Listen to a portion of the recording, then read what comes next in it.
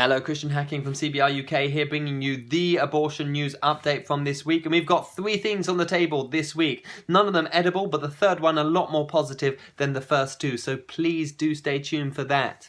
Now, firstly, the Irish abortion statistics are out. We're talking Republic of Ireland, not Northern Ireland. And the 2019 abortion statistics show 6,666 abortions were performed. A very revealing number for a country trying to shake free of its religious origins. Now, secondly, decriminalisation is back on the cards in the United Kingdom.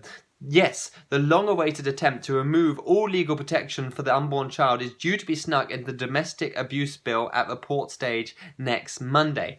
BPAS are urging supporters to contact their MP claiming, and I quote, "it will protect women in abusive relationships." Now, for what it's worth, their argument is this, that women in abusive relationships can't access legal abortion lest they be harmed by their partners. Instead, they must order those pills illegally offline. Now, because ordering those pills is illegal, they could be open to prosecution, although it's incredibly rare. But the prospect of prosecution is thought to add stress to an already horrendous situation. So they're calling upon lawmakers to use their heart and abolish any unnecessary criminal laws around abortion for the sake of these women. And guess what?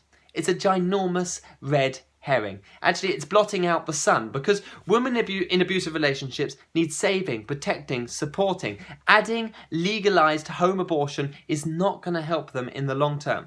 The other day I heard an interview of a woman who had a home abortion in a toxic relationship. It didn't free her. If anything, the shame, the pain, the guilt it caused her locked her into 10 more years of destructive relationships. In her own words, she stated, "I used to be a victim, but the abortion has made me into a victimizer." So what do the abortion industry really want? Well, we can kind of work this out by what they haven't said. They don't state that their laws will actually strip the unborn child of all personhood up to 28 weeks, meaning any human rights violation can be conducted against them. It also leaves the door wide open to sex-selective abortions, mail-order abortions, anyone, anywhere performing an abortion, including, say, your school nurse. Not to mention the way it will aid and abet our already booming sex traffic industry. You name it, these laws will accelerate the abortion industry's ability to kill more babies in a greater variety of ways with no legal accountability. Because another thing that they don't mention in their automated letter to MPs is the 209,000 abortions last year, a record high. Now, if you've noticed, I haven't talked about abortions by coercion. They've preempted this in their law by suggesting that their law will stop coercive abortions, but they don't specify how. Because coercion, unlike killing, is very hard to define legally, and it can be manipulated, like all loose legal terms. And it also misses the point. The party most harmed by a coercive abortion is not the mother, but the child, who will now, if this law goes through, will have no rights anyway.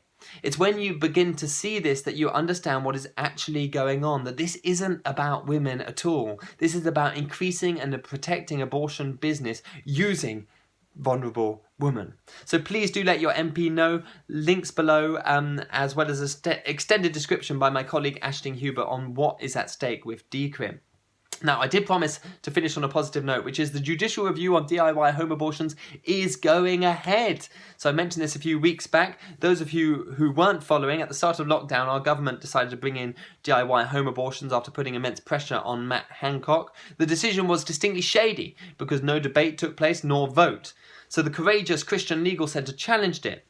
And they had a case in May to see whether the judicial review should go ahead, but it got bounced. So they appealed, and now it is happening. And this is very good, because if it is successful, it could put an end to DIY home abortions post-lockdown, along with the tragic stories that are coming out of the woodwork of people taking these pills at 19, 20 or 28 weeks and not knowing what to do with their baby's corpse.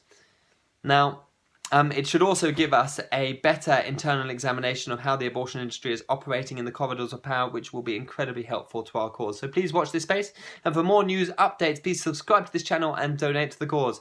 Do also engage with us below. We'd love to hear your thoughts, comments. If you're not sure about anything in this video, say so, and I will respond with evidence this week. Thank you for tuning in, and we'll see you again next week at 5.